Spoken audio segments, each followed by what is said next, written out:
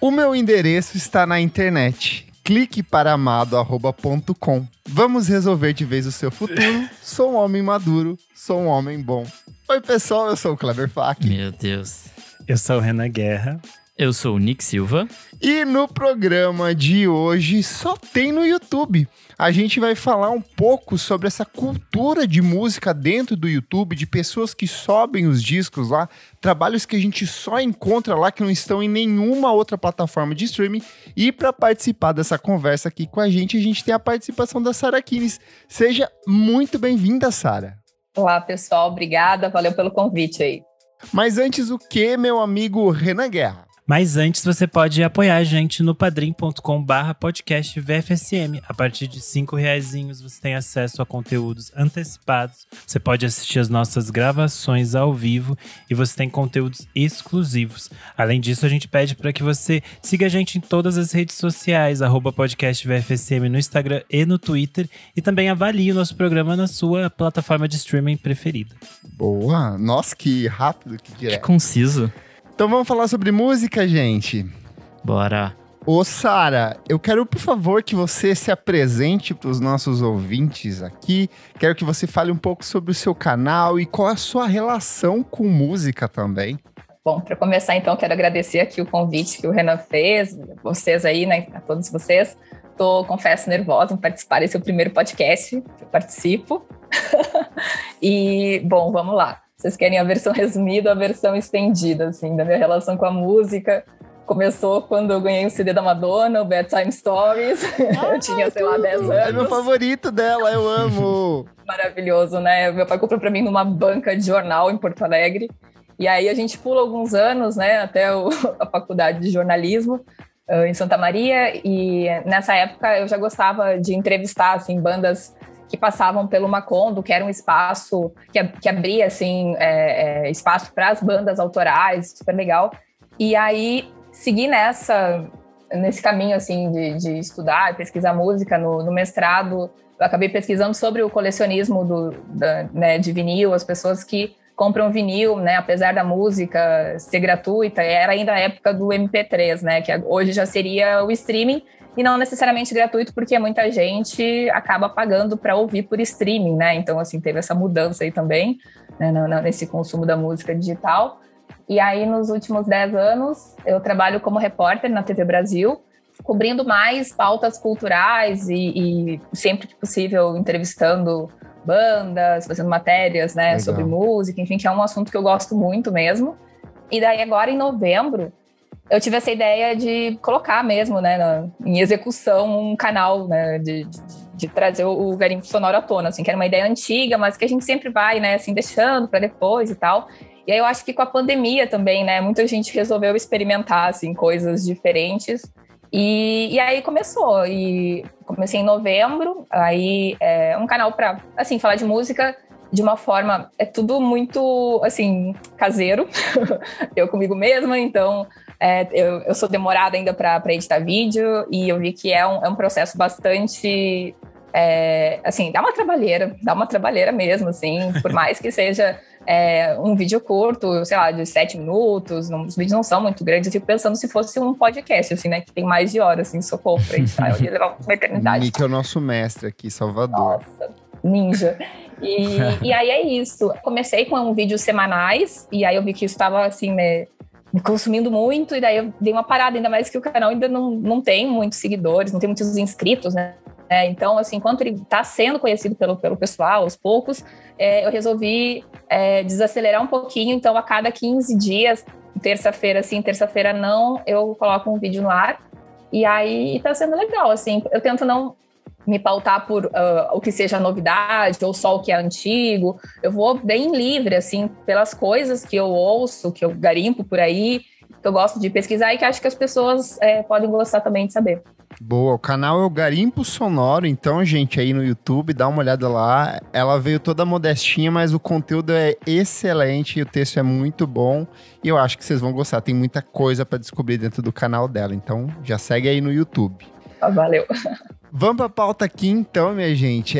Eu acho que nos últimos anos ficou muito comum a gente abrir os nossos tocadores de streaming, as nossas plataformas de streaming, digitar o nome do artista, do álbum, da música, dar o play, colocar em playlist, e tá tudo muito prático, é tudo muito rápido. A gente já gravou um programa falando como era difícil antigamente, nos tempos dos antigos, que baixavam pelo Emule, Kazaa, as coisas pelo 4Share. E hoje é tudo muito prático, porém, vez ou outra, quando a gente quer escutar alguma coisa, não tá lá. O disco some, artista briga com a plataforma de streaming e remove a discografia inteira de lá de dentro da plataforma, principalmente quando a gente fala de Spotify, que é uma plataforma que as pessoas têm revisto muito o conceito dela nos últimos anos, discutido muito questão de pagamento. Porém, quando esses discos desaparecem das principais plataformas de streaming, eles estão sempre lá no YouTube, que é a casa de todos os discos. Muitas vezes não publicados pelas próprias gravadoras ou pelos próprios artistas. Muitas vezes não, quase nunca, né? Quase nunca, né? É verdade, mas por uma imensa maioria de fanáticos por música, por colecionadores, por donos de canais especializados em produzir, em resgatar disco. Tem muita coisa antiga que, vez ou outra, aparece misteriosamente dentro do YouTube, algumas gravações antigas. E é um fenômeno bem curioso, porque o YouTube está prestes a completar aí quase 20 anos, é uma coisa bem antiga, e ao longo desses quase 20 anos se consolidou uma discografia imensa dentro da plataforma, né? Queria começar perguntando aí qual que é a relação de vocês com isso, como que é o consumo de vocês dentro do YouTube, vocês são garimpeiros digitais, como que é pra vocês aí? Eu sou do tempo que o YouTube não cabia mais que 10 minutos, então não cabia um disco inteiro. E tinha várias partes. Tinha várias partes, ou às vezes tinha músicas longas e ela tinha 2, 3 partes. Né? E é curioso porque, essencialmente, como eu gosto muito de MPB, de música brasileira, tem muita coisa que até ano passado não tinha no Spotify. Uhum. E agora que as gravadoras estão fazendo um processo de colocar algumas coisas.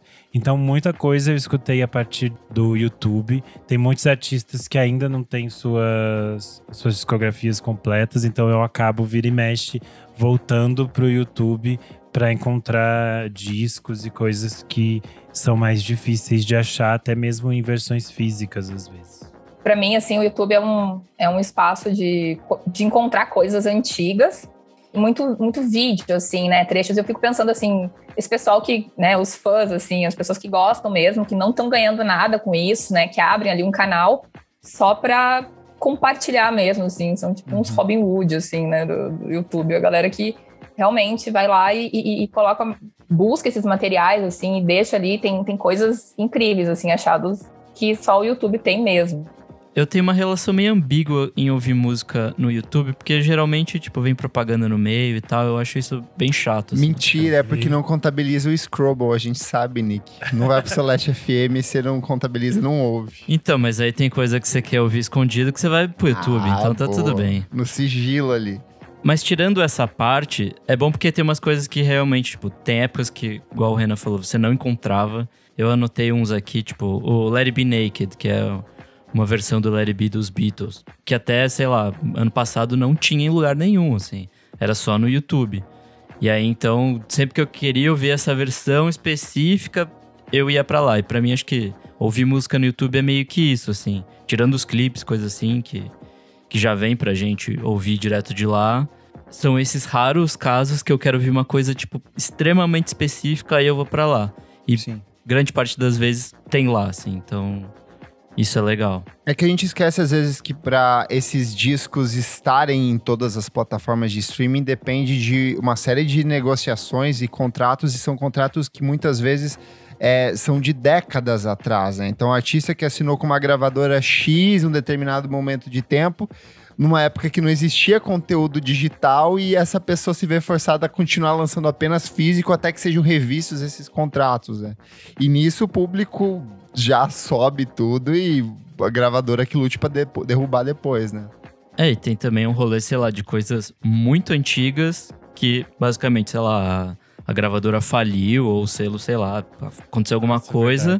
E essas coisas nunca mais foram reprensadas. Sim. E nunca mais, tipo... Não tem quem negocie isso. Tipo, meio que os direitos estão perdidos, assim. Tipo, tá com a gravadora, mas ela faliu. E aí, o que você vai fazer? Tipo, nesses casos, eu acho que pirataria é pra existir mesmo, assim. Pra gente ter acesso a isso e foda-se, sabe? Tipo... Um caso desses antigos, assim, né? Fazendo a propaganda de um dos vídeos do Garimpo Sonoro, que é o do Tim Maia com o Coro Racional, que é um disco de 76, que não tá no Spotify, não tá em serviços de streaming, mas uma ele boa entrou alma foi lá. Eu lembro que ele entrou e sumiu. Ele ficou um curto período, assim, Não queria ver. E aí uma boa alma foi lá e colocou no YouTube, assim, e eu acho muito legal esses... Que é basicamente um áudio, mas ao mesmo tempo é um vídeo, é quase um slow TV, assim, que o cara vai, bota o disco ali e tu fica vendo o disco ali, né, girando e curtindo a música, assim. É uma experiência muito legal, assim, né? É um pouco aquela coisa também de aqueles efeitos de lareira, né, Sim, não chega dormir, a sentir, né, o calor, mas, assim, dá é aconchegante, assim, a sensação, né? Mas o que eu ia comentar antes disso, em relação a YouTube e Spotify, eu acho que também depende muito do momento em que a gente está ouvindo a música, né? Porque, por exemplo, no caminho, assim, se a gente tem o aplicativo ali já, né, do Spotify, de um serviço de streaming, a gente vai ouvindo, e o YouTube tem isso, se não é a versão paga, entram os anúncios no meio, né? Que é bem chato. E também ele não fica em segundo plano, em segunda tela. Então, tu tem que ficar com a tela aberta ali para conseguir ouvir, né? Agora, se tá num desktop, no computador, eu deixo muito, assim, no computador, em segundo plano, uma música rolando no YouTube, mesmo que eu não esteja vendo o vídeo ali. É legal que você falou isso desses vídeos que é uma pessoa colocando o disco pra tocar, e aí às vezes a pessoa vai e vira o disco, então é interessante. Eu participei de alguns treinamentos dentro do YouTube, tanto o YouTube para jornalistas quanto o YouTube para marketing. Em determinado ponto dessa jornada, eles falam sobre a questão de direitos autorais ali dentro e dos claims e de como funciona o repasse de verba ali dentro. E é muito curioso que dentro do YouTube, eles defendem muito essa cultura do compartilhamento da música, porque eles sabem que antes da gente ter hoje a gente tem uma pluralidade de plataformas, Spotify, Deezer, Apple Music, o próprio YouTube Music, mas antes o YouTube era a única ali, foi o único meio que uma geração muito antiga, mais velha que a gente, encontrou para compartilhar esses conteúdos de uma forma muito rápida e muito intuitiva, porque antes você tinha que colocar num Rapid Share da vida, num For Share da vida, num Mega Upload, e ali era muito prático. Você subia e estava lá o videozinho tocando. Então eles têm um carinho enorme por esse acervo e eles defendem isso. Tanto que eles instruem a questão dos claims para, olha, não derrube o vídeo, deixa o vídeo lá, pega o recebimento do dinheiro para você, mas não derrube porque isso é parte de uma comunidade muito viva que tem ali dentro, sabe? Então eu acho isso bem interessante como é algo vivo dentro do YouTube. Eu acho, nesse sentido de compartilhamento de conteúdos e direitos autorais, eu acho muito interessante uma questão de apresentações antigas de artistas. Especialmente no Brasil, a maioria dos nossos artistas, até, sei lá, os anos 80, tudo que eles faziam ou era na Globo ou era na Record, digamos assim. Sim. E aí esses vídeos, muitos dos videoclipes, por exemplo, que eles faziam pro Fantástico, são fãs que sobem, às vezes eles somem, às vezes eles desaparecem, mas às vezes eles voltam pro YouTube. E eles só existem lá. E é tipo meio... É um pouco meio de questão de memória mesmo. Sim. É basicamente o nascimento do videoclipe no Brasil. A Globo poderia ter alguma forma de ter isso numa boa qualidade, porque ela tem esses arquivos, mas basicamente tudo que a gente tem acesso a essas apresentações desses artistas são, tipo, fãs que em algum momento da vida deles gravaram isso, tipo, num VHS e subiram isso pra gente no YouTube.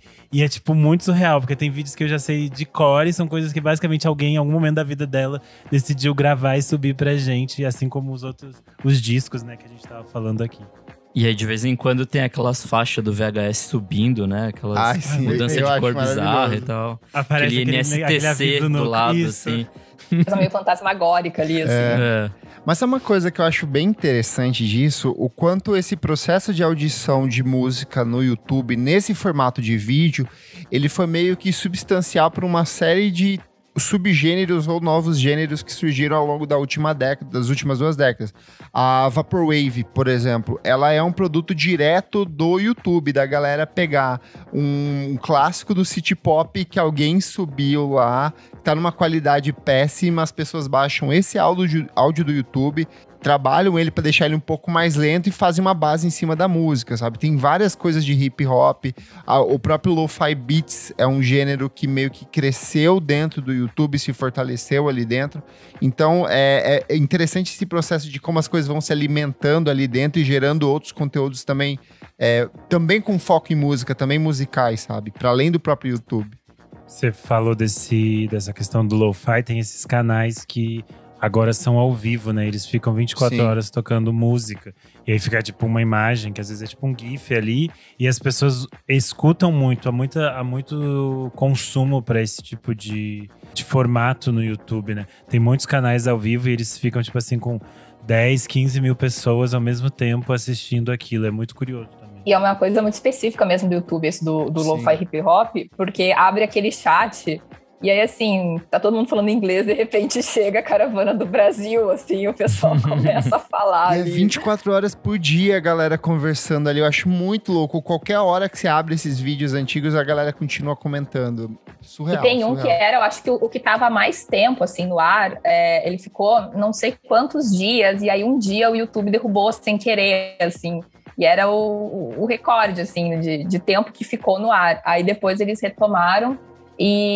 Mas assim, muitas horas, né? E aí é um tipo de consumo de música diferente também, porque assim, o que tá tocando ali, a gente não tá prestando muita atenção em quem é o artista necessariamente, né? Qual é a música, mas é uma coisa que fica ali de fundo e vai fluindo, assim. Eu acho que é algo que funciona no YouTube, é um tipo de coisa que, como a gente buscaria isso numa outra plataforma, sabe? Não sei se funcionaria. Queria perguntar se vocês já chegaram a baixar, ter um backup de algum disco desses que vocês ouviram ali. Teve alguma coisa que fala, putz, só tem aqui, preciso baixar. Aí baixa naqueles playerzinhos que... YouTube to MP3, alguém já fez isso ou ainda não? Quando eu tava escrevendo a discografia da Gal pro Screen Yell, tinha muita coisa dela que não tinha ainda nas plataformas. Então eu baixei... Primeiro eu baixei aquele tipo assim, um torrent gigantesco com todos os discos, mas tinha muitas coisas menores que eram tipo compactos, que não existiam em outros lugares a não ser tipo vídeos no YouTube. E aí alguns eu baixei porque era tipo, como era um processo lento e eu ia demorar para terminar o texto, eu tinha medo de tipo, quando eu for chegar para estudar esse disco aqui, ele vai ter saído do ar. E aí eu baixei esses EPs que eram tipo compactos 72, 73, 74, que era bem nesse estilinho. Sim. Que a pessoa subia o vídeo com o disco girado. Eu fiz isso com o João Gilberto, porque o João Gilberto não tem algumas... sai das plataformas de streaming, né? É sempre uma... E eu lembro que o álbum branco dele lá, o de 73, só tinha num canal no YouTube e eu não conseguia nem pra baixar, não tinha nem pra baixar. Aí eu achei lá e consegui ouvir tranquilinho, então foi gostoso. Tem coisas que são sazonais mesmo, né? E aí eu fui procurar um que eu nunca cheguei a fazer backup. E aí, nesse papo aqui, eu tentei buscar e eu vi que não tá mais disponível. E eu fiquei assim, chateadíssima, porque era uma coisa... Assim, é um disco, é uma coletânea de músicas, é do Líbano, de 74, de música Oriental Dance, Present, Past and Present. Não tem o nome do artista, é Unknown Artist. Eu achei no Discogs, foi prensado na Grécia, mas assim, é uma coisa sensacional. Aí, pelo Discogs, tem um dos vídeos que ainda tá lá, mas antes tinha o álbum inteiro, assim, colocado por algum fã, e não tá mais, assim, e eu fiquei muito chateada. Agora eu preciso achar isso. Eu gosto disso, porque eu acho que traz um caráter quase analógico pra uma coisa digital. Parece que vai se perder a qualquer momento, sabe? Eu tenho uma playlist ali com vários discos que só tem no YouTube, até me facilitou pra fazer a pauta de hoje aqui. Mas a todo momento eu falo assim, nossa, isso aqui vai se perder a qualquer instante, assim. E me dá um prazer maior, sei lá, ouvir esses discos aí.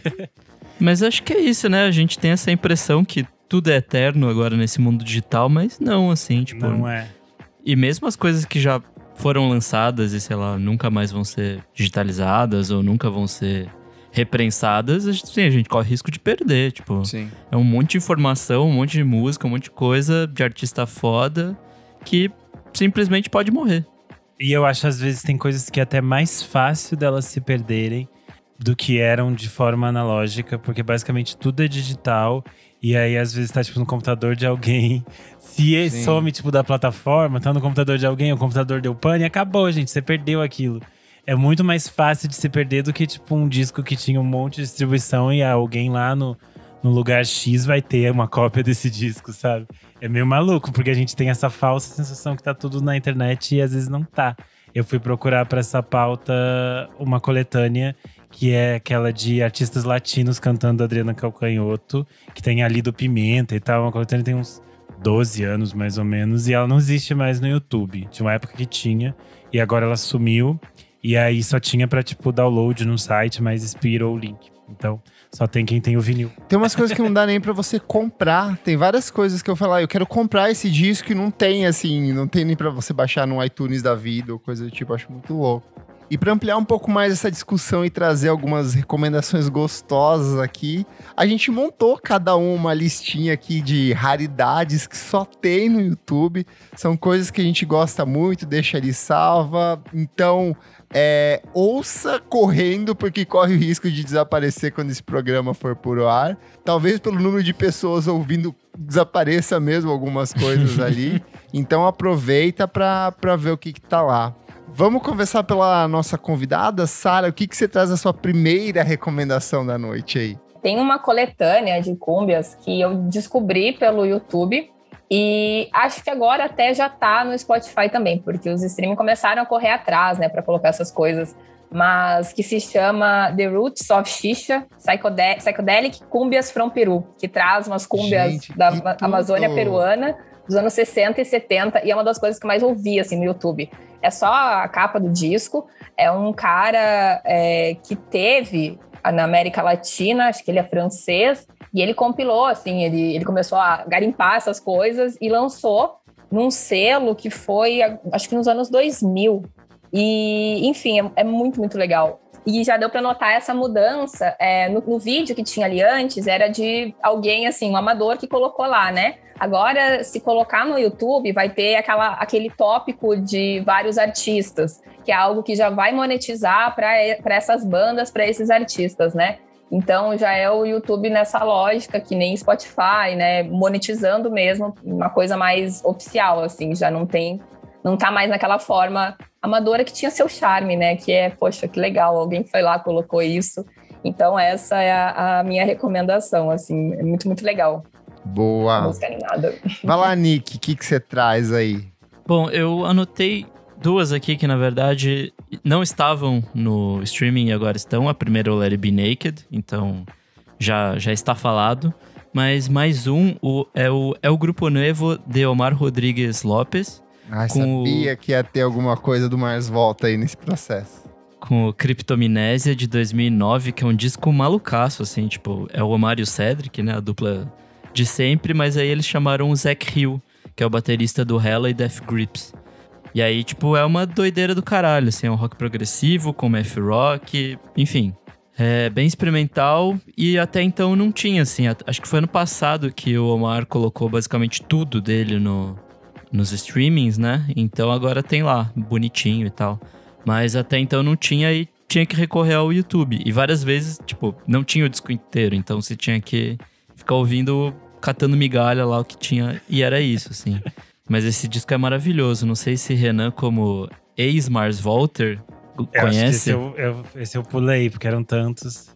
Eu acho que em 5 deles sozinho. Esse é bom, é uma doideira do caralho, mas é bom. Boa. Renan. Eu acho que esse primeiro disco que eu vou trazer aqui, eu já falei algumas vezes no programa, que é o Piraretã, da TT Espíndola, porque é um dos meus preferidos dela. E não tá em nenhuma plataforma. E agora ele também tá, assim como a Sara falou, ele tá em faixas separadas. Antes ele tinha alguém subiu inteira, agora não. Agora tá tipo videozinhos. Ele é basicamente o disco que tem Cunhata Porã, a faixa título Piraretã, tem Vida Cigana, que depois seria regravado pelo Raça Negra. Tem a versão dela de Cio da Terra. É um disco muito, muito bonito. Quando eu conversei com ela pro Monkey Buzz, com a TT Espíndola, ela falou que era uma uma tratativa dela há muitos anos tentar trazer a discografia dela para as plataformas. Só que ela disse que é muito complicado em questão de esses discos, alguns discos dela, especialmente esses dos anos 80, eles ficaram em mão da gravadora. E aí, tipo, a gravadora não tem muito interesse de subir esses discos. E aí eles ficam de fora. Por exemplo, Nossa, o que chato, né? Isso. O Pássaros na Garganta foi lançado pelo selo Sesc junto com o novo disco dela. E aí ele chegou ao streaming por causa do selo Sesc. Mas a gravadora mesmo dela dos anos 80 é aquela coisa, a gravadora que tinha um selo específico, aí mudou de nome, a gravadora foi comprada. Então esses contratos são todos meio nebulosos e ela ainda não conseguiu subir essas coisas. Mas era uma coisa que ela estava tentando trabalhar, mas entra nessa questão que a gente falou, do quão complexo é isso. Tanto que se você pensar, sei lá, nem a Maria Bethânia tem a discografia dela completa no Spotify, porque envolve também essa questão de gravadoras. Aí tem disco que entra, tem disco que sai. É o caos. Eu vou começar aqui as minhas indicações falando de uma coisa que é bem característica dentro do hip hop, que é a questão da mixtape. E muitas mixtapes, como elas são lançadas de maneira independente ou por selos menores, o artista soca sample à torta e direito ali, sem pagar direito autoral pra ninguém. E nisso veio uma das minhas mixtapes favoritas e foi onde eu descobri o amor por esse homem que é o Frank Ocean, que é Nostalgia Ultra de 2011, a mixtape que apresentou o trabalho dele pro mundo ali. Tem umas preciosidades como Novocaine, Swim Good. Essas duas que são singles estão nas plataformas de streaming, mas o restante do trabalho não está. Então você só encontra no YouTube porque todas as músicas, elas são trabalhadas assim em cima de samples de um jeito muito característico. É basicamente a base inteira e o Frank Ocean fez a rima em cima disso. Então vai ter música do Coldplay, vai ter música do Radiohead e vai ter principalmente o caso da música do Eagles, que ele fez uma música em cima do Hotel California, que ele fez aquela American Family. E aí um fato curioso e que provavelmente essa mixtape ela nunca vai para as plataformas de streaming porque o Eagles processou o Frank Ocean e proibiu ele de executar essas músicas. Então um fã caridoso subiu isso e colocou lá e é o único jeito de ouvir esse trabalho incrível dele.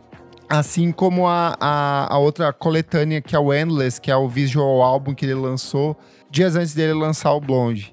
Tem muita gente que não sabe que o Frank Ocean tem esse trabalho, então dá uma ouvida ali, ouça Strawberry Swing, que é ele cantando em cima de uma base do Coldplay, e é um bom mergulho na obra do Frank Ocean aí. Sara, qual que é a sua próxima? O que você traz? Então, a próxima até uma coisa que eu já comentei antes, acrescentando nessa lógica aí, né, que a gente às vezes não sabe direito como funciona a questão dos direitos autorais no YouTube. Então, no próprio Garimpo Sonoro, assim, é um desafio, um canal sobre música no YouTube, quando, né, vai colocar ali um trechinho da música, pode tomar a ban, né, dos direitos autorais. Então, é sempre, assim, um respiro, assim, 5 segundos. E aí, por causa disso, eu acabei criando uma playlist no Spotify do Garimpo Sonoro, colocando as músicas, né, que eu vou comentando ao longo dos vídeos. Só que aí chegou no caso do Tim Maia e não tem no Spotify, né? Então, esse episódio do Garimpo sobre o Tim Maia e o Coro Racional, eu coloquei o link do vídeo do próprio YouTube que o fã lá, o cara, colocou, né, na íntegra, assim, esse compacto. Ele até colocou ao contrário, ele começou pelo lado B, são 4 músicas, né? Então, aí a gente vê, né, o movimento dele virando ali o disco.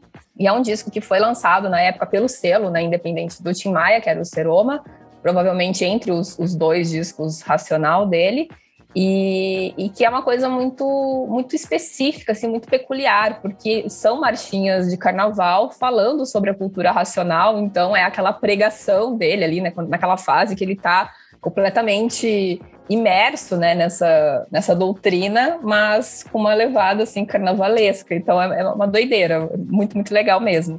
E esse pra mim é a fase que ele tá com a melhor voz, porque foi a época que ele parou de usar droga, que ele ficou puro e ele ficou limpo, ele deixou de comer carne, então assim, ele a tá voz com dele fôlego. tá um espetáculo nessas músicas, é surreal. E é curioso porque esse disco ele foi relançado já em vinil, toda essa parte de série Racional foi relançada lá fora, então eu tinha expectativa de que com isso viesse pras plataformas de um jeito oficial, né, mas não rolou. Infelizmente. Então esse aí é uma raridade aí que super vale e tá no YouTube. Boa. Nick. Bom, vou com mais uma dobradinha, que é o Bad Bad Not Good 1 e 2. Os 2 primeiros discos. Eu amo! deles, tipo, não encontro em lugar nenhum, assim. E eu, sinceramente, não sei porquê. Foram 2 trabalhos, né, que foram lançados por conta própria da banda, mas não estão em nenhum lugar. Talvez seja porque esses primeiros 2 discos são bastante dependentes de covers e tal. Então eles, sei lá, não quiseram licenciar as músicas, não quiseram pagar direitos, coisa do tipo. Mas, ao mesmo tempo, é um registro, tipo, muito legal e nenhum dos 2 tá, assim. Então, acho que seria legal se tivesse, mas não está. Renan. Meu próximo é de uma pessoa que eu já citei aqui também, Gal Costa. Ela tem um disco chamado Lua de Mel Como o Diabo Gosta, de 1987. Que é um disco que ela não tá… que ela tá de costas na capa, ela tá com uma toalha, assim, ela tá fumando um cigarro. E é um disco que foi muito mal recebido naquele ano. Não tem um porquê ele ter sido mal recebido, mas ele foi mal recebido. E a Gal não gosta desse disco. Ela já falou várias vezes que é o disco que ela tem, tipo… não gosto de ter lançado esse disco, não é um disco que eu gosto. E não quero mais saber desse disco, não me perguntem dele. Daquele jeito que a Gal é nas entrevistas. E aí, basicamente, ela subiu muita coisa esses tempos no Spotify. Entrou todas aquelas coisas ruins dela, da fase bossa nova, que ela tava presa no piano bar do Manuel Carlos. E simplesmente o Lua de Mel Como o Diabo Gosta não entrou. Porque, não sei, ela tem alguma coisa. E aí, basicamente, o Lua de Mel, ela canta muito alto. A voz dela tá, tipo, alta de um nível que… nem era saudável, mas ela tá cantando naquela altura. Mas é muito bom, é tipo meio exagerado, assim. E dentro das coisas que ela lançou nos anos 80, ele tipo não é ruim comparado com algumas coisas bem cafonas que ela lançou. Mas eu acho que ela não devia ter vergonha desse disco. E ela deveria subir no Spotify, mas por enquanto só tem no YouTube. Então eu amo a capa desse disco, que é ela fumandinho na água, né? É perfeita, essa capa é linda. Mas é isso, ouço no YouTube. Boa. Vou aqui pra minha segunda. Eu amo música ambiental e YouTube é uma plataforma perfeita pra isso, desde compilados, coletâneas, coisas malucas, cósmicas dos anos 60 e 70. Mas um que eu sou apaixonado e que infelizmente não está nas plataformas de streaming, embora tenha sido relançado meio que recentemente, é o trabalho da Midori Takada, Through the Looking Glass. É um disco lindíssimo. A Midori é uma percussionista e musicista japonesa. Ela, no começo dos anos 80, começou a se inspirar muito pelos ritmos africanos e ela fez um cruzamento entre os elementos da música japonesa com a música, com a percussão africana. E ela apresentou esse trabalho que tem 4 faixas. Tem uns ecos de Philip Glass ali em alguns momentos, uns ecos de Stevie Ray, de Brian Eno, mas é muito característico do som que ela produz. E a capa desse disco, gente, é um espetáculo, é uma ilustração lindíssima, lindíssima. Eu queria ter isso gigante, estampado como um quadro aqui dentro de casa. Em 2017 ele foi relançado em vinil, mas ele não entrou nas plataformas de streaming. Mas ele está no YouTube, ele tá ali bem organizadinho, é um disco muito bonito. Ele tá numa qualidade boa, inclusive, isso é um fato curioso, porque muitas dessas coisas antigas, às vezes, sobem com uma qualidade bem tenebrosa, faltando música, com chiado ali no meio. E esse tá ali, ó, impecável, o trabalho dela é excelente. Ela tem mais um disco que foi lançado depois e que também foi relançado. Então, recomendo muito mergulhar na obra da Midori Takada, Through the Looking Glass. Vai lá, Sara, qual que é a sua terceira dica da noite? Vamos lá, o próximo, na verdade, não sei se eu vou estar roubando, né? Porque não é exatamente um disco, mas é um show inteiro que tá no YouTube e que depois acabou dando origem a um disco, que é um show do Joey Pass com a Ella Fitzgerald de 75, muito bacana, durante uma turnê que eles fizeram pela Europa. E nesse show, eles tocaram algumas das músicas que seriam gravadas no segundo álbum que eles gravaram juntos, e que até depois, com esse álbum, que a ela ganhou um Grammy, enfim, assim, tem coisas, inclusive, de música brasileira, tem Wave, tem Samba de uma Nota Só. Legal. E assim, acho que depois até, não sei, pelo que eu vi, talvez já esteja no Spotify, mas no YouTube é o show, né? Dá pra ver os dois, a interação deles no palco ali é uma coisa sensacional, tá com uma qualidade boa, apesar de ser um material que alguém colocou ali como amador, mas é um show muito legal, assim, às vezes, sabe aquela música, assim, pra dar uma acalmada no dia, coloca ali de fundo, nossa, é muito bom, assim, acho que as 6 primeiras são instrumentais, só do Joey Pass na guitarra, e a ela, né, assim, maravilhosa, assim, aqui do vozeirão, então super recomendo. Ele tá como Joey Pass e Ella Fitzgerald, Duets in Hanover 75, uma coisa assim. Boa, todos esses links que a gente vai recomendando hoje aqui, você encontra na descrição desse programa também. Vai lá, Nick. Bom, vamos com mais um Mundinho Nick aqui, com o Cap'n Jazz. O primeiro disco deles e o único, né? Que é um nome gigante, então vamos lá. Não, amigo, esse tá no streaming. Não tá. Tem certeza? Só tem a coletânea. Eu juro que eu ouvi no streaming. Então vamos lá que o nome é gigante, que é Burritos Inspiration Point, Fork Balloon Sports, Carts in the Spokes, Automatic Biographics, Kites, Kung Fu, Trophies, Banana Peels, Waves Slipped On and Eggshells We Tripped Told Ever, de 95. Agora na velocidade 5, né? Nossa senhora. Você também pode chamar de aquele disco lá. É o único, né? Então é aquele lá mesmo. É o primeiro disco deles e, tipo, é muito legal, assim. Tipo, é basicamente metade dele virou a coletânea que foi lançada em 98, que chama Analfabeta Polutologia. Isso eu decorei na adolescência, que eu ouvi pra caramba isso. É maravilhoso. Isso, que é o de 98. E basicamente metade desse primeiro disco virou essa coletânea, que aí sim tem todos os serviços de streaming e tudo mais. Mas é divertido, assim, é o math rock nascendo, assim, né? Então, é a aspiração toda, junto com aquele emo bizarro do final dos anos 80, começo dos anos 90. Então, você vê muito daquele caldeirão ali, vai virar muitas coisas depois, assim. Acho que essa banda não é tão citada como ponto de inspiração, mas ela gerou muita coisa. Nossa, eu amo. Inclusive, o American Football, né? Que é um dos irmãos Kinsella vai fazer depois. Que é outra banda que eu amo absolutamente. Então, procura esse disco de nome gigante. Vai estar o link, então não precisa escrever todo esse nome. Mas vai que ele é muito bom. Perfeito. A minha próxima escolha, eu também vou de música brasileira. Conversa um pouco com o tópico do episódio passado, que é discos ao vivo. Que é o Bicho Baile Show, do Caetano Veloso, com a banda Black Hill, de 1978. O Bicho é basicamente o meu disco preferido do Caetano. Desculpe, fãs do Transa, mas eu acho o Bicho a perfeição pop. E em disco ele já é um negócio muito, muito foda. A forma como ele constrói essas canções, como ele cria esse universo todo. E essa turnê que ele fez junto com a banda Black Hill leva as faixas para outro lugar, assim, outro espaço. Porque a banda Black Hill tem um calor, uma coisa completamente diferente. E é um disco super bem feito, assim, esse ao vivo. Ele é gravado tecnicamente bem, sabe? Como quando a gente tá falando de discos ao vivo dos anos 70. E não tem muito motivo para ele estar fora do streaming, considerando que todos os discos, quase todos os discos, pelo menos de estúdio do Caetano, estão nas plataformas. Sim. E não tem um monte de disco ao vivo também dele que tá ali, que você nem imaginava tá lá. É algo muito estranho ele continuar fora do streaming, mas ele ainda tá na íntegra no YouTube, por enquanto. E enquanto a Paula Lavigne não derrubou. Então escutem, gente, aproveitem. Mas é um disco muito, muito bonito, vale a pena descobrir pra quem nunca ouviu. Será que esses discos ao vivo tinham alguma negociação diferente com os selos? Em que sentido?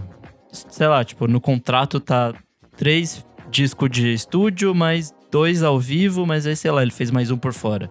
E aí, por isso que não chegou no Eu acho que nesse caso pode ter a ver com ter a banda Black Hill. E daí tem que ter a autorização de todos eles. Como todos eles também assinam o disco. Pode ser. Deve ter alguma coisa diferente nesse contrato, entendeu? Por exemplo, tem alguns discos específicos que eles sobem no Spotify e às vezes tem uma ou outra faixa faltando por causa de feat, por exemplo. E aí não conseguiram autorização daquela pessoa que participou pra subir o disco, aí fica tipo uma música faltando.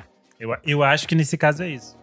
Se eu não me engano, tinha uma treta assim com o Marcos Valle e Azimuth, o primeiro disco deles. Tinha algum rolê assim. O Marcos Valle tem um monte de coisa que nunca subiu também, né? Sim. Tá faltando. Vou voltar aqui e vou pro hip hop de novo. Vou com De La Soul, 3 Feet High and Rising, um clássico do hip hop. E esse eu fiz a lição, eu fui checar pra ver se ele estava online, porque ele já subiu, ele já saiu, ele já entrou, voltou, foi fatiado por músicas, e ele é um dos marcos desse hip hop como a gente conhece hoje. Ele foi lançado no final dos anos 80. Ele e o Beastie Boys, eles são o Pose Boutique, são dois trabalhos que revolucionaram no uso do sample, e eu acho que parte disso, é por isso que esse álbum ele nunca subiu nas plataformas de streaming. Tem boatos de que ele deve subir, toda a discografia do De La Soul deve entrar nas plataformas ainda esse ano, já saíram algumas notícias, mas eu acho que ainda vai ser uma negociação longa, porque esse disco em específico, ele tem samples de Led Zeppelin, Jackson's 5, Beastie Boys, Michael Jackson, Kraftwerk, Funkadelic, Ray Charles, Billy Joel, então assim, é muita música. Tem música deles que, sei lá, tem 10 picotes de sample ali, e não é um sample coisa simples. Às vezes toca um trecho inteiro, às vezes tem interpolação com o que eles estão rimando ali. Então é um trabalho que eu imagino que seja mega burocrático, calcular tudo isso, repassar para cada um dos artistas, para gravadoras diferentes, para selos diferentes. Mas é um trabalho, assim, excepcional. Ele é um trabalho de uma riqueza, tanto no tratamento das rimas, quanto nesse processo de produção. A capa é muito bonita. A Isa, que não tá participando hoje, eu sei que ela é apaixonada por esse disco, e eu acho que vale muito a pena. É um bom jeito de começar na discografia do De La Soul, por esse álbum fantástico, que é o 3 Feet High and Rising. Acho que a solução mais simples seria fazer igual o The Avalanches, meter o louco e falar: foi mal, tava doidão, não lembro qual não lembro dos samples. Os samples, vamos nessa. Isso que o Kleber falou dos samples lembra o episódio que o Tite da Noise participou aqui com a gente, que ele falou sobre o disco da Fernanda Abreu, que foi uma trabalheira, porque o primeiro disco dela é basicamente construído de samples também, e eles tiveram que correr atrás de muita coisa, e muita coisa já tinha meio um pouco organizado, porque ela tinha subido os discos dela um pouco antes no Spotify também, mas ela também foi uma que demorou muito tempo para conseguir colocar as coisas no Spotify, para juntar todas essas autorizações. Fora que antigamente tinha muito assim, combinava de boca, né? Não, pode usar, né? Tranquilo. Mas não tinha a coisa, né, assim, de uma forma formalizado, né? Então, assim, não tinha o produtor ali falando, não, mas precisa ganhar alguma coisa em cima disso. E aí depois complica mesmo, né? Eu acho que desse da Fernanda, ela até falou que eles não tinham autorização de nada nesse primeiro disco. Eles simplesmente fizeram porque era tipo, o sample tava nascendo, não tinha tipo nada que dissesse. Então, esse exemplo que eu trouxe aqui, tanto o De La Soul quanto o Beastie Boys, o Beastie Boys mesmo fala, a gravadora não tinha um parâmetro, quanto que você cobra por um uso de sample, sabe?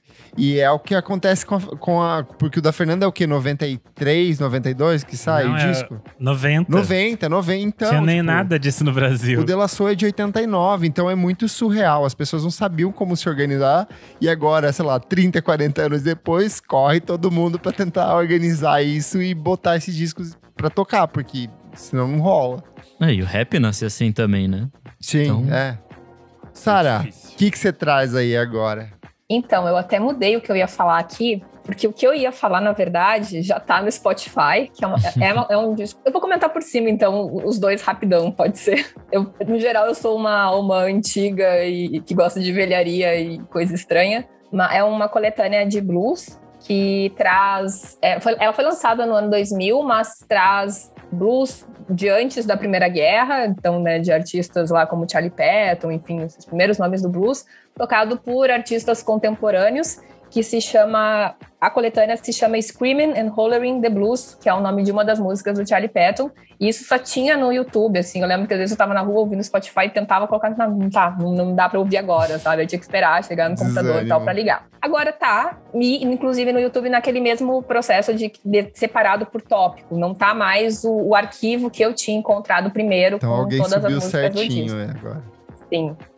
E aí, agora a última dica, que tem a ver com essa ideia do sample que vocês estavam falando, que é uma banda britânica que se chama Public Service Broadcasting, que muito boa. É muito legal. Eles usam samples, né? Eles usam trechinhos de notícia, de filme, e eles fazem a melodia em cima.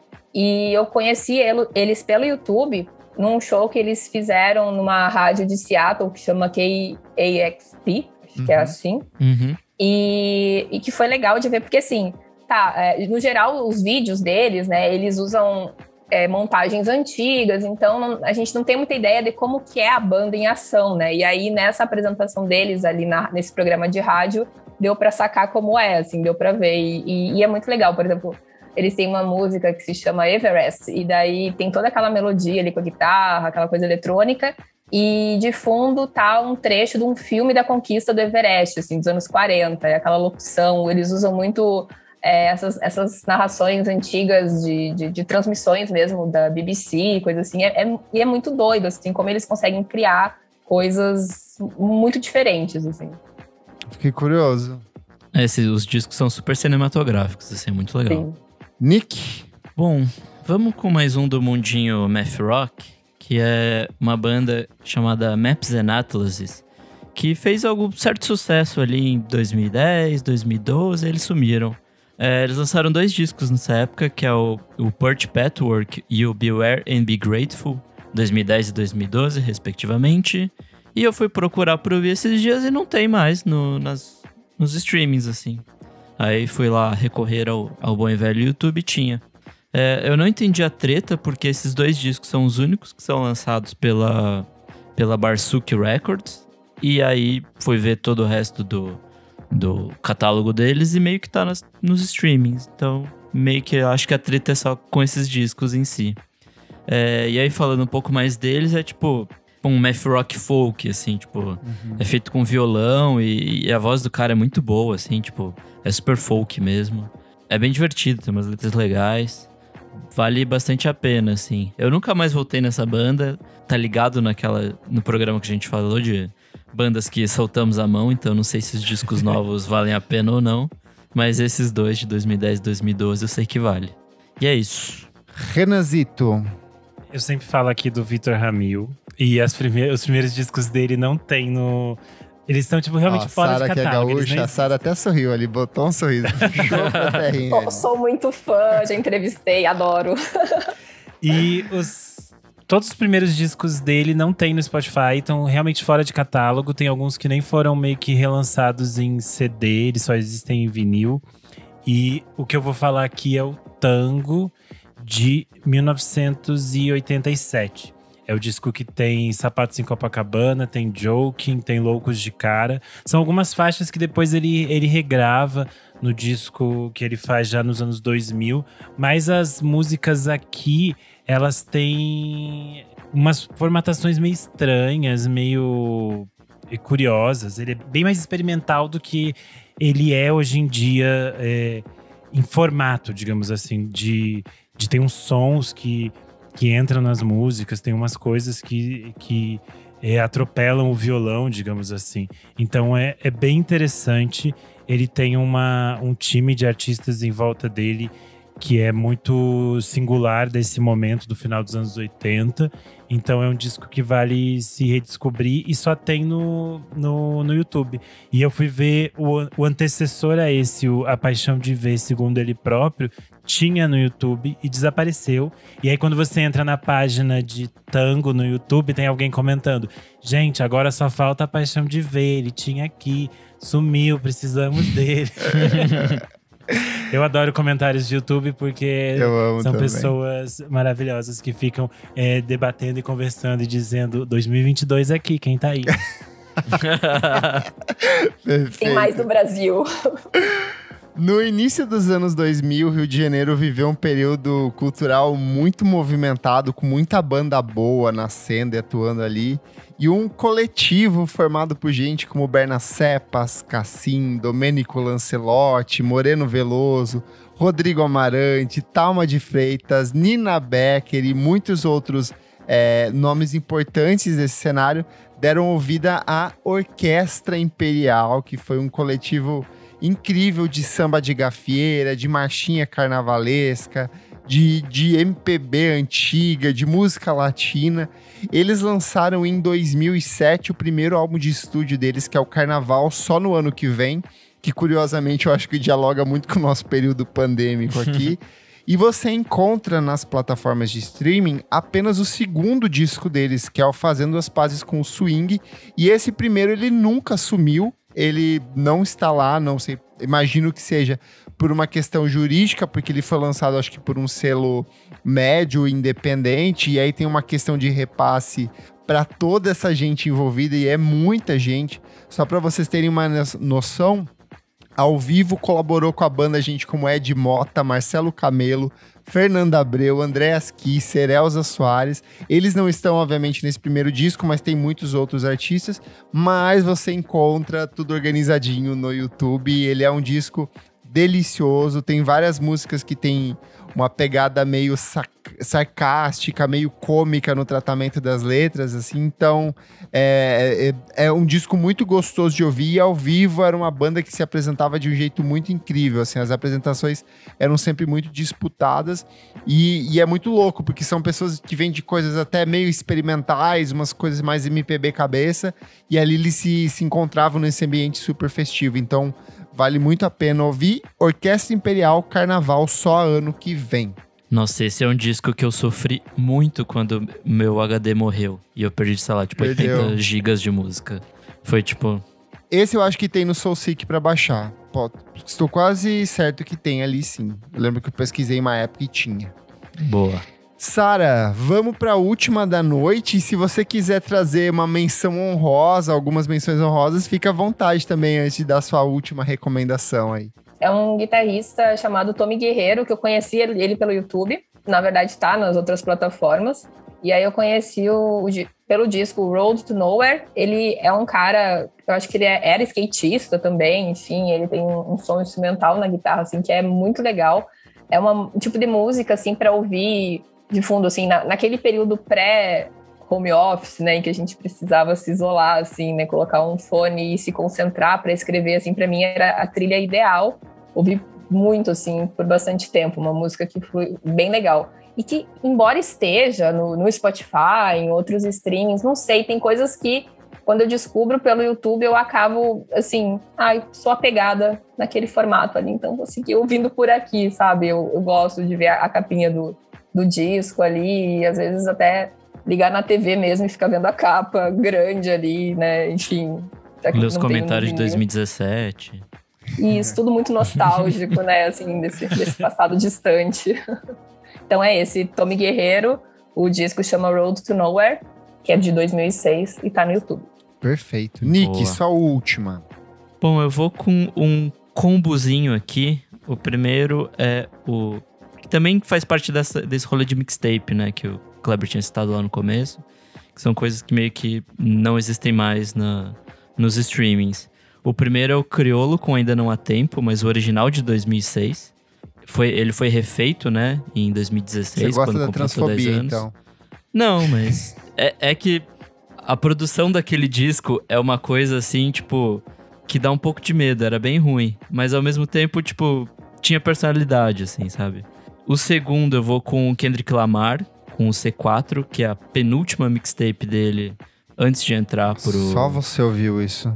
Nem o Kendrick, eu acho que ele ouviu essa mixtape. E na época ele usava o apelido de K-Dot ainda, então você pode achar ou como Kendrick Lamar ou como K-Dot. E o último que eu vou falar de verdade mesmo é o Tyler, The Creator, com o Bastard. Boa. Que também foi esse rolê de apresentar o Tyler, né, pra todo mundo. Na época ele tava ainda no Odd Future, então... Eu acho que nem tinha o Odd Future na época. Não era, acho que era na mesma tinha. época, amigo. Porque o Goblin, eu lembro que saiu e foi o Fuzue que foi. E já tava super rolando o Odd Future. Mas Esse acho de que 2009, isso é comecinho, né? assim. É. Então, tipo, é a primeira versão ali dele. E totalmente questionável também, assim como Criolo. Letras bizarríssimas. É o puro creme da misoginia, da homofobia. O que tem de pior ele concentrava nessas mixtapes. Mas aí também você vê a evolução, né? Tipo, Sim. você vê... A gente até chegou a fazer um programa sobre isso, passando aquele paninho pro Tyler, né? Então, eu acho que vale como documento histórico de uma evolução de um cara ali. Então, é isso. O próprio Tyler, complementando, tem um vídeo que apareceu para mim esses dias, recomendado, que é de uns 4 anos atrás, que é See You Again, numa versão acústica, e ele no piano. Nossa, é muito legal. Nunca ouvi. Muito, assim, o domínio que ele tem ali, de conseguir estar no piano e ao mesmo tempo rimando, assim, é muito legal. Tá lá no canal dele. Nossa, achei recomendo chique. também. Boa. Fecha aí a sua, Renan. Pra fechar, eu vou trazer o álbum de 1995 da Daúde, que é uma cantora de MPB, ela é uma cantora baiana. E os 2 primeiros discos dela, que meio que transformaram ela num sucesso internacional, não tem nas plataformas de streaming. E aí eu me toquei que vai ser a segunda vez que eu vou falar da Paula Lavigne. Mas tem a ver com a Paula Lavigne, porque era uma gravadora que a Paula Lavigne tinha, chamada Natasha Records. Em algum momento essa gravadora foi vendida e meio que fofocas dizem que tipo, essas coisas ficaram meio que pra trás. E aí basicamente os 2 discos iniciais da Daúde estão nesses contratos e aí eles não podem entrar no Spotify. E eles também são bem raros no YouTube. Esses tempos alguém subiu esse primeiro. E é super interessante porque a voz da Daúde é super bonita. Ela tem uns arranjos super modernos. Ela faz essas coisas meio de mistura entre funk, soul, com o hip hop que tava meio que crescendo naquele momento, em 95. Então é um disco bem interessante. Depois ela vai lançar algumas outras coisas já pela Lab 344. E daí essas coisas estão no Spotify. Mas esse primeiro, que é tipo um disco muito bonito, fica meio perdido e é meio triste, porque basicamente é mais uma cantora mulher negra que as pessoas não sabem da importância dela e da história dela no Brasil, porque ela não existe, teoricamente, dentro das plataformas, sabe? Ela pode, tipo, ela é uma cantora super grande, ela faz turnês na Europa, ela tem um público específico, mas muita gente não tem acesso porque é meio difícil, tipo… às vezes a gente acaba chegando nessas coisas também no YouTube porque a gente já conhece esses artistas, ouviu falar desses artistas e acaba fazendo esse caminho. Mas é meio difícil, às vezes, para o público chegar de forma aleatória nesses nomes dentro do YouTube. Então, de algum modo, eu acho também legal a gente poder compilar algumas coisas para também criar esses caminhos para as pessoas se guiarem nesse universo. Boa. Antes de eu ir para minha última recomendação, menções honrosas aqui. O primeiro dos Tinkoãs, que a gente já falou algumas vezes aqui, só tem no YouTube. O que as pessoas mais ouvem é o de 77, que só tá que tem nos streams. Mas esse primeiro, que é o que tem Deixa Gira Girar, só tá lá, então nunca subiu. A primeira mixtape do Death Grips, Ex-Military, de 2011. Nos streamings só tem Guillotine, que é uma puta música, mas o resto não tem. Alice Coltrane com Reflectional Creation and Space, de 1973. Tem muita coisa da Alice que está sendo relançada. Todo ano tem uns 2 grandes relançamentos. Mas esse, que é um trabalho incrível de spiritual jazz, nunca subiu ainda. Glenn Branca, que eu sempre falo aqui, que é um cara importantíssimo da No Wave, do noise, da experimentação dos anos 80. O The Ascension nunca subiu nas plataformas de streaming. Dr. Dre com The Chronic, de 1992, um dos grandes clássicos do rap dos anos 90. Também não subiu, só tem parte do material dele que tá nos streaming. Um que eu gosto muito, que eu não trago porque eu já fiz o especial lá sobre o City Pop, que é o Tatsuro Yamashita com For You, de 1982. Um disco lindíssimo, lindíssimo. Uma das coisas mais bonitas que eu já ouvi na minha vida. E por fim, a discografia do Jim O'Hurk, que é um multi-instrumentista, maluco, produtor, que já trabalhou com o Wilco, já produziu coisas com Sonic Youth. Eu não sei onde estão os trabalhos dele, porque nem no Bandcamp oficial dele tem coisas completas lá. Ele é maluco, você tem que ficar caçando no SoulSeek pra ouvir as coisas dele, mas no YouTube tá lá. Mas o que eu trago pra fechar minhas recomendações eu gosto muito de Drum and Bass, e um dos melhores discos de Drum and Bass já feitos não está nas plataformas de streaming, que é o Drum and Bass for Papa, de 1996, do Plug. O Plug é um dos pseudônimos do Luck Vibert, que é um produtor da Cornualha, que é importantíssimo para a cena eletrônica dos anos 90. Ele tem outras identidades, como o Wagon Christ, que é um projeto de trip hop. Ele já passou pelo Ninja Tune, pelo Planet Mu, pela Warp Records. Ele é um nome muito importante dessa cena eletrônica. Ele lança esse disco em 1996 e é um disco que meio que estabelece uma série de bases para o que seria explorado no drum and bass dali para frente. O trabalho foi relançado em 97 pela Nothing Records, que é o selo do Trent Reznor, do Nine Inch Nails. Você tem a sequência do Plug nas plataformas de streaming, mas o disco em si, ele nunca subiu e não sei se vai subir, porque também tem a questão de samples, tem questão de que passou por diferentes gravadoras, mas para você que gosta de música eletrônica e gosta de mergulhar principalmente nesse drum and bass, com batida bem seca, bem purinho ali, é um disco bem interessante. Fechamos, meus amigos? Fechamos. Vá lá no Instagram da gente, na edição deste programa, @podcastvfsm, e conta pra gente qual disco que só tem no YouTube que você tem salvo aí, que você gosta muito, que você fica puto que não entrou nas plataformas de streaming. Vai lá e conta pra gente quais são seus discos favoritos com esse conceitinho. Sara, muito obrigado pela sua participação aqui, foi incrível poder conversar com você. Você trouxe umas coisas que eu nem esperava, cúmbia psicodélica, isso hoje numa noite de quinta-feira, olha, vai ser tudo. Vou pedir para você deixar aí suas plataformas de streaming e reforçar o convite para onde as pessoas acompanham o seu trabalho. Pode deixar. Bom, eu que agradeço, Clever, aí o convite de vocês. Foi muito bacana, aprendi muita coisa aqui com vocês também, aqui, esse trio super entendido aí que manja dos assuntos da música. Bom, então fica aqui o convite para quem quiser conferir o Garimpo Sonoro no YouTube. A cada 15 dias, às terças, 8 da noite, eu subo um vídeo novo. youtube.com/Garimpo Sonoro. Também tem texto do Garimpo Sonoro no Screamanel, que eu tinha esquecido de falar antes. Às quartas-feiras, tem um textinho ali acompanhando o vídeo.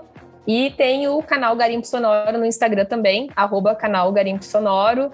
Se inscrevam no YouTube, curtam os vídeos, comentem o que gostariam de ver por lá, enfim. E é isso, assim, e valeu mesmo, assim, gostei muito, assim, me diverti aqui participando com vocês. Ai, que maravilha. Brigadão, Sara. Vamos pro próximo bloco do programa, Não Paro de Ouvir.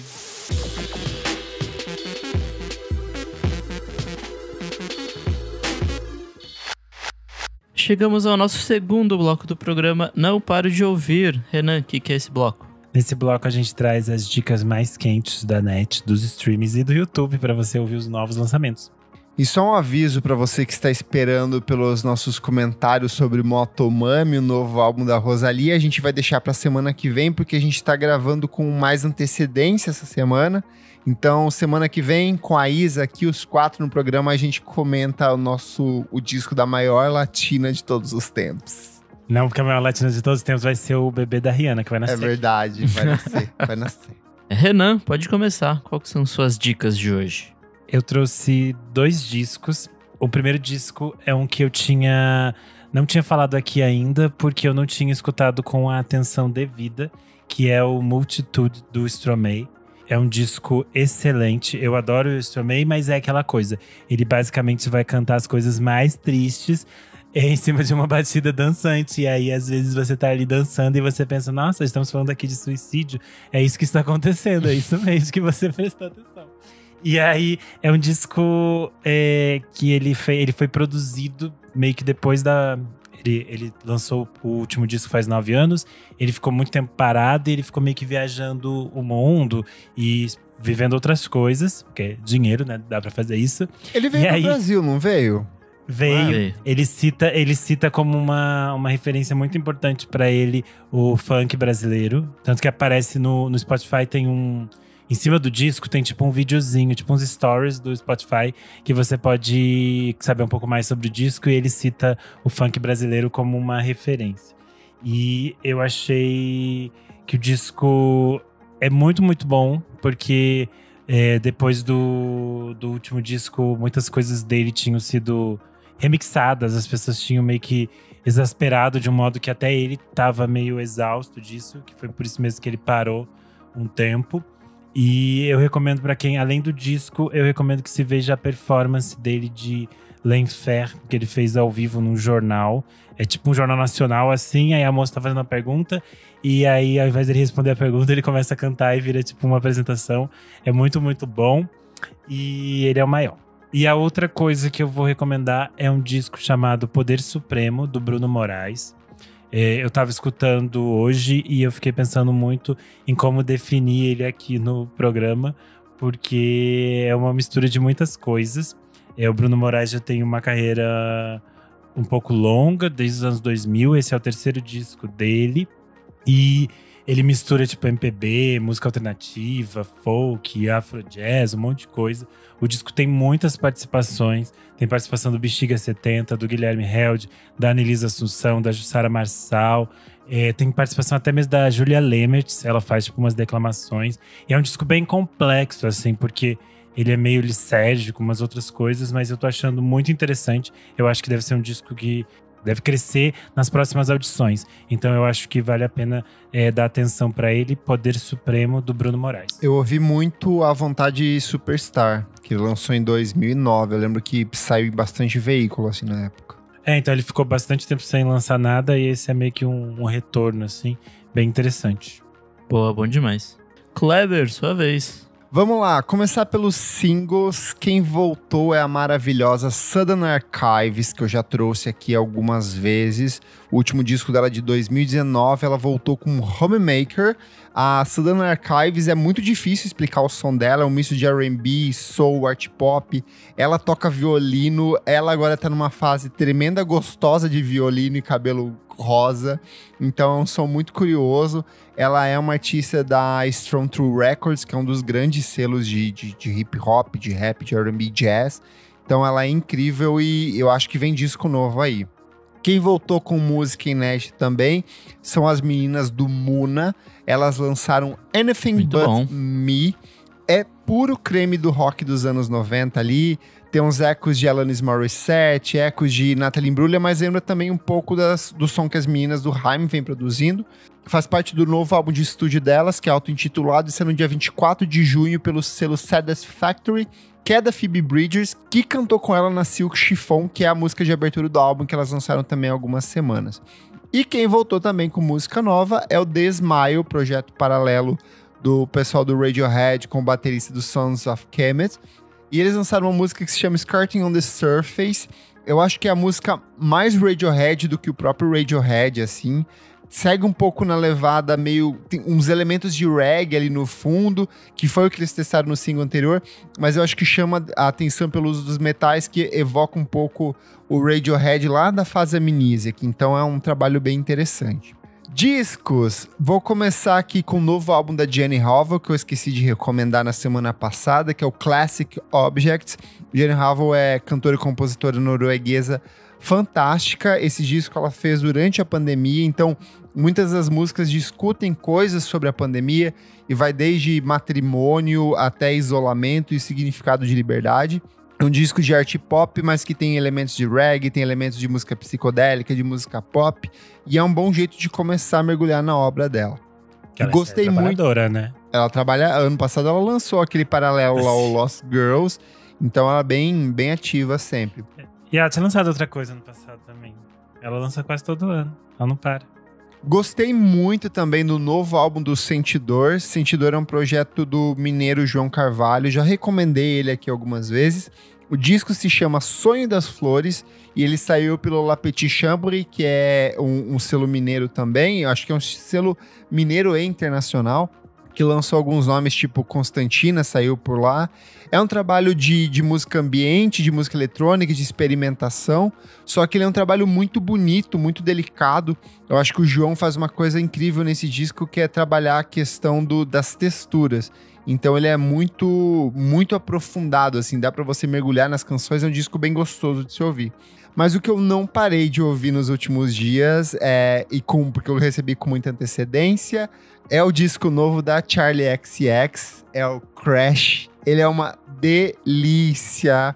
Eu acho que ela alcançou um equilíbrio muito bom entre esse pop farofa, que era muito característico da Charli lá do começo da década passada, e esse pop mais introspectivo e experimental do hyperpop que ela vem fazendo agora.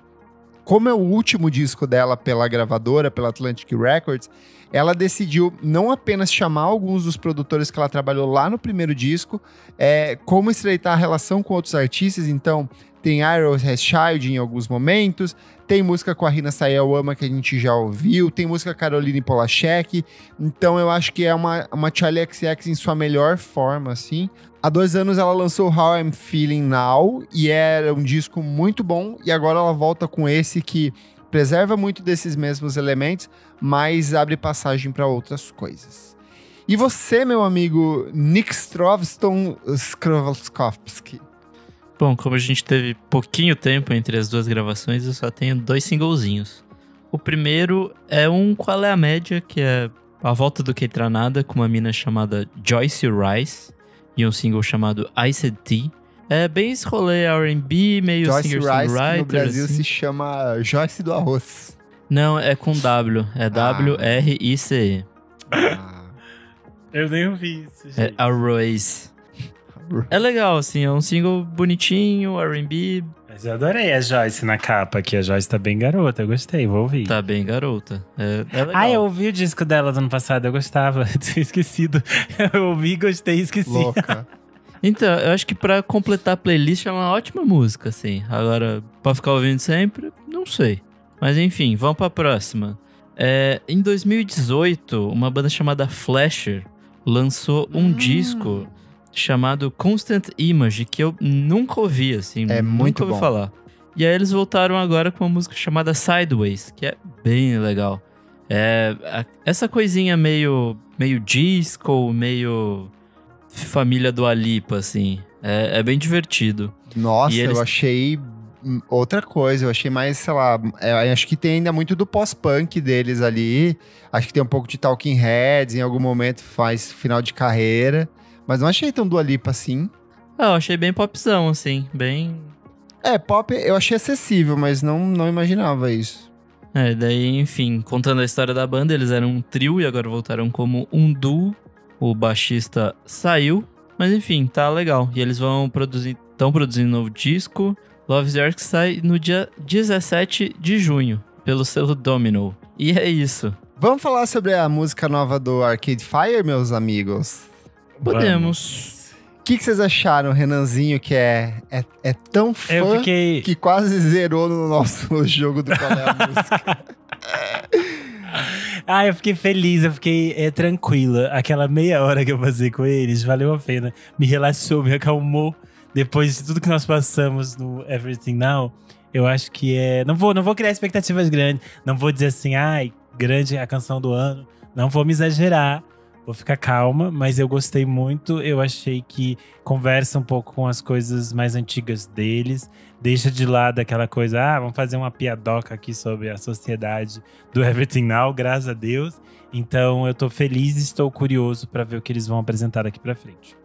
A música faz parte do 6º álbum de estúdio da banda, que é o We, Nós. Ele foi produzido ali, começou a ser produzido em fevereiro de 2020, parou um pouco por causa da pandemia e voltou. Vai ter coprodução do Nigel Godrich, do Radiohead, Pavement e afins, trabalhou com muita gente, Paul McCartney. E coprodução também do próprio Win Butler e da Regiane Kasejowski. E aí, então, abre passagem pro sucessor do Everything Now. O que você achou, Nicolas? Eu ainda tô bem cético, viu? Eu gostei da vibezinha e tal, mas não me encantou, assim. Não é uma coisa que eu, dei um replay. Eu ouvi a primeira vez, tem, sei lá, 6, 7 minutos, né, a música. E eu falei, tá bom, deixa os meninos aí, mas vamos fazer outras coisas aqui que tem podcast pra editar. Acho que pra mim foi isso, assim, não me deixou encantado como outras coisas do Arcade Fire já me deixaram, Sim. assim, sabe, deixar, animado pra ouvir mais. Esse foi legal, lançaram, mas e aí? E você? Eu acho que o Arcade Fire tem uma coisa que é de me impactar muito, assim, nos primeiros singles. Foi assim quando eles lançaram o Reflector, que pra mim foi, assim, fantástico, aquele clipe em preto e branco, tudo, uma música que mudava totalmente a sonoridade deles. Quando eles lançam Suburbs, que tinha o clipe, era lindíssimo e me emocionou muito. A própria Everything Now, a música, é um espetáculo de música. O disco não se sustenta, ele não tem esse mesmo impacto. E essa, pela primeira vez, não senti esse Kleber que ficava arrepiado e ficava ansioso, assim, eu senti... É interessante, eu acho que... É isso que o Renan falou, acho que traz um pouco do Arcade Fire lá, do Black Mirror, do Funeral. Tem uns ecos ali de Bruce Springsteen, principalmente nas guitarras, nas vozes. Mas em alguns momentos me lembrou muito The Killers, essa fase mais recente, assim. Que horror. Eu não acho que nem horror, mas é que eu achei assim... É que eu sinto que o Arcade Fire sempre trazia um algo a mais que essas outras bandas dos anos, inspiradas pelos anos 80, vem fazendo. E essa eu achei assim, eu acho que a primeira parte, são dois atos da música, né? O primeiro eu acho bem qualquer coisa, bem genérico, bem esquecível. Tanto que quando chega na segunda parte, parece que você sobe um degrau e começa a ver outras coisas ali, porque eu acho que a bateria acelera, os instrumentos são melhores, as vozes são melhores, mas quando acaba a música e o Spotify puxa automático as antigas deles, eu senti que a diferença, assim, é muito grande. Eu fiquei com essa sensação.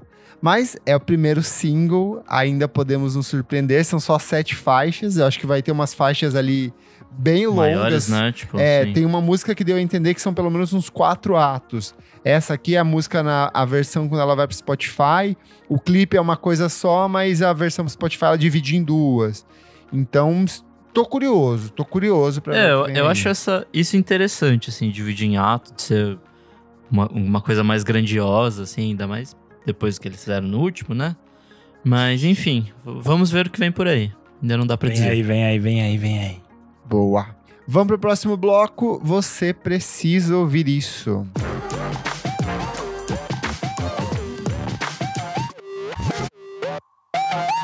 Chegamos ao nosso terceiro e último bloco. Você precisa ouvir isso.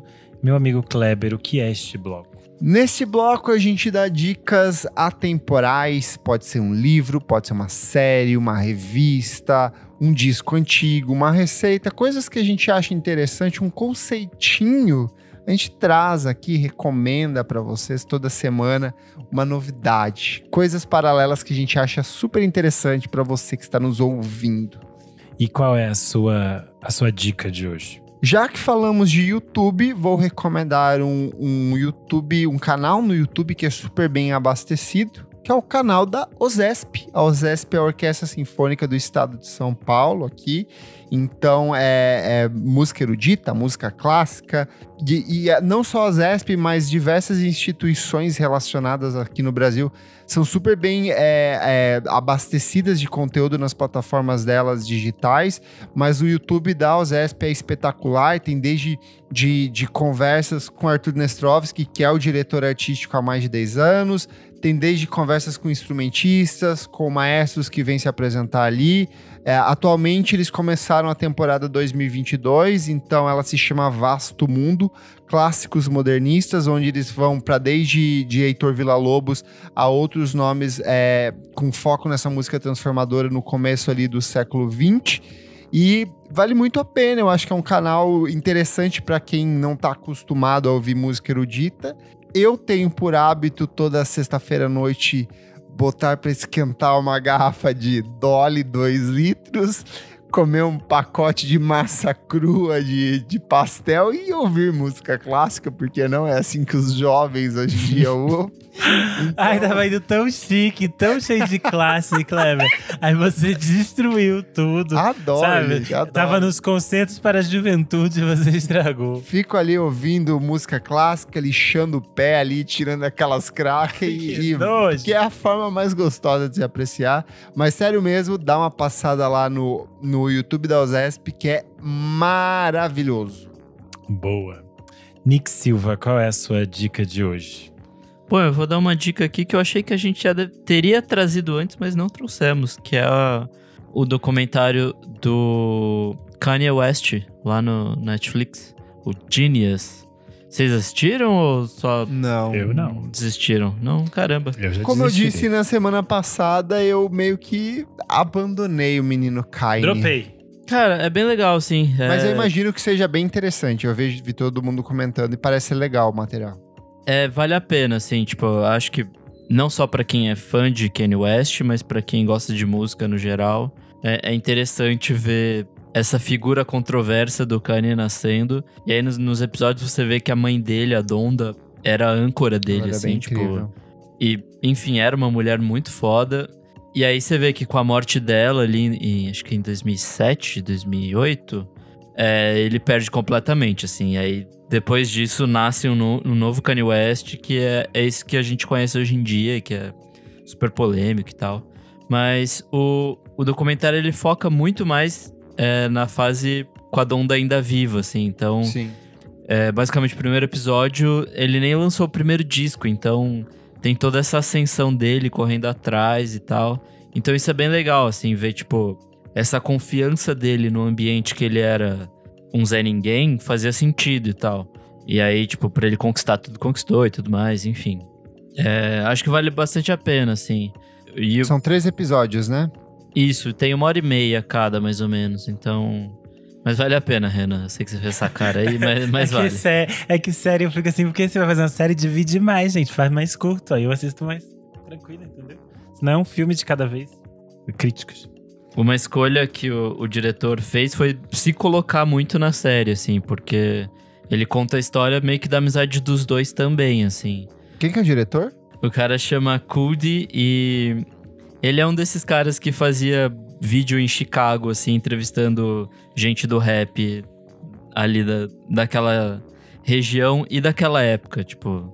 Então, ele acompanhou todo mundo e é muito engraçado também de ver esse documentário que, tipo, um monte de gente que era considerada gigante nessa época só sumiu, assim, tipo. E é isso. E você, meu amigo Renan Guerro?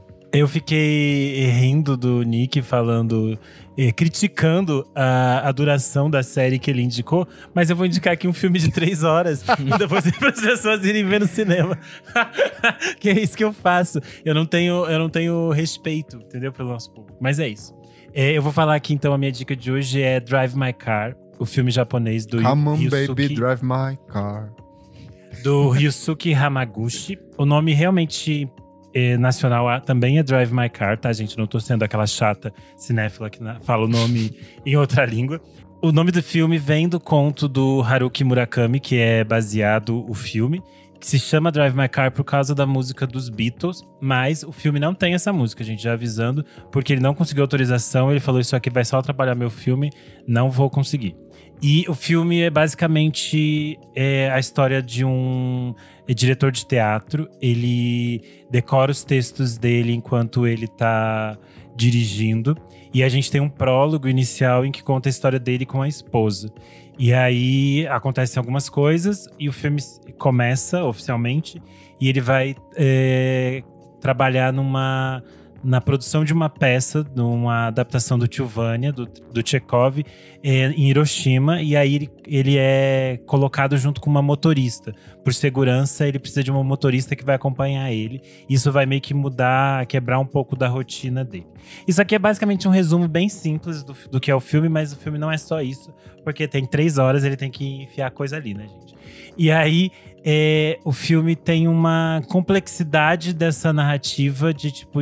São histórias muito simples, muito banais, mas ele de algum modo, ele faz a gente ficar interessado e ter vontade de acompanhar essa história. Porque você pensa, você ficar sentado 3 horas no cinema, não parece a coisa mais animadora do mundo. E aí, basicamente, você não vê... Não que você não veja esse tempo passar, mas você fica imerso nessa história e ela te envolve de uma forma muito única.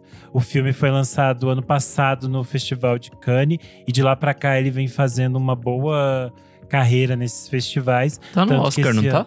Isso, esse melhor ano filme. ele foi indicado a 4 categorias no Oscar, incluindo a categoria de melhor filme. É a primeira vez que um filme japonês consegue ser indicado nessa categoria. Então as pessoas estão fazendo aquelas apostas.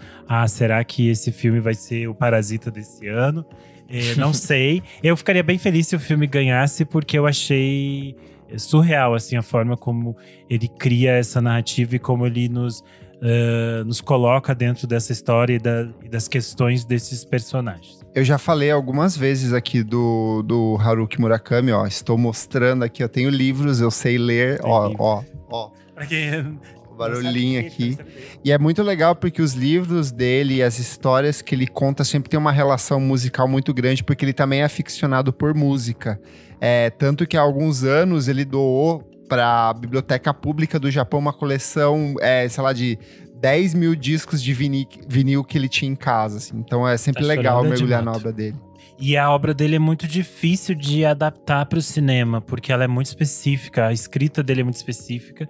E muita gente tentou, tem outras adaptações de coisas dele.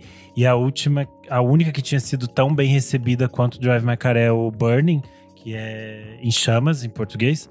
É excelente também. Tem o Norwegian Wood também, que é interessante, que tem até trilha do Johnny Greenwood. Acho que... que é bem antigo esse já. Esse é de 2010, eu acho. 2007, assim. E o filme agora, Drive My Car, tá em cartaz nos cinemas.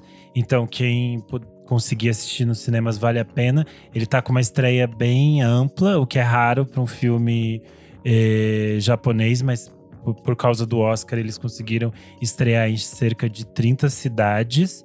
Porém, quem não conseguir assistir no cinema, em abril ele chega na MUBI, então pode assistir por lá também. Essa é a minha dica de hoje. Eu também escrevi sobre o filme no Screenel.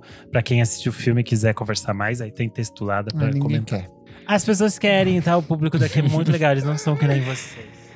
Comentários referentes à última edição do programa Os Melhores Discos ao Vivo de Todos os Tempos, em que recebemos a queridíssima Brenda Vidal. A gente listou os nossos favoritos e muita gente já comentou mesmo, a gente adiantando a leitura. Comentário do DJ Catatal, ele falou: o show da Whitney Houston no Rio de Janeiro em 1994 é outro ótimo exemplo de como o público brasileiro é ou era foda. Como deveria ser bom ir num show sem celulares levantados na sua frente. Tem no YouTube, vocês precisam ouvir isso. O @Zurquinho falou: juro que chorei quando indicaram a live do LCD e Emicida. O começo de Bang do Emicida é muito foda. Arrepia até pelos que nem sabia que existiam antes de ouvir essa joia. Os da língua, da gengiva. Sua língua peluda, Cleber? A minha é bem áspera.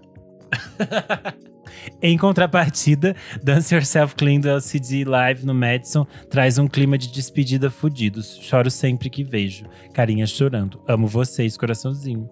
Aí o podcast respondeu: a gente te ama, Zurquinho. Beijos. Comentários do Tássio com 2 Ys. O que eu mais gosto nos álbuns ao vivo são as experimentações que não tem em estúdio. Nos de rock é mais perceptível isso. Em 2020 saiu Live Drugs, o The War on Drugs, e ele fez uma versão de 13 minutos com o melhor da guitarra para Under the Pressure.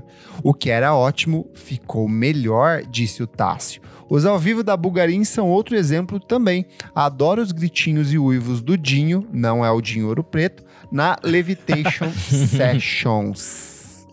Olha, o @CleverFac comentou. Já vale uma parte 2 com muita coisa de fora. A gente vai pensar no seu caso, Kleber. Daí a gente vê se faz essa segunda parte, tá? Obrigado, bom ouvinte. Eu sou o @CleberFac no Twitter e no Instagram. Dicas diárias de música todos os dias. Eu sou _Renan Guerra no Instagram e no Twitter. Saiu uma matéria no Tangerina falando sobre o pop nacional em 2020 e como que ele vai se tornar internacional. É uma matéria que deu um puta trabalho, então vocês vão lá ler, comentar e compartilhar. É isso. Eu sou @Nick_Silva no Twitter, Nick Silva no Instagram. E essa semana eu lancei mais uma playlistzinha. Essa é a 005, com coisas que a falecida Elo adoraria ouvir. E é isso, que descanse em paz. Não esquece de seguir a gente nas nossas redes sociais, @podcastvfsm em tudo. Segue a gente na sua plataforma de streaming favorita. Não esquece de acessar o nosso site www.vamosfalarsobremusica.com.br, onde você tem todas as dicas que a gente deu aqui, ou no seu agregador de streamings ali também. E, se possível, apoie a gente no padrim.com.br padrim.com.br/podcast VFSM por apenas R$5 por mês, que é menos do que um pacotinho de cheirinho verde que eu comprei hoje no mercado. Você tem acesso a Tem mais essa... nada por R$5, gente. Nesse governo não tem mais nada por R$5. Olha a chance que a gente tá dando pra você. Olha, E tem que pensar que não teve inflação. Porque esse preço de R$5 tá há muito tempo. Então, Exato, assim, 4 anos o mesmo preço aí. Mas Diferente você do governo participa das nossas gravações ao vivo aqui, como ela, a Mary Moon Maria Lua, ela que comentou hoje a noite inteira aqui, e o queridíssimo Jefferson Kozenieski, que veio cumprir a cota gaúchos do podcast hoje. Muito obrigado por apoiar a gente, muito obrigado você que está ouvindo, e até a próxima edição do programa. Tchau, tchau! Tchau. Tchau.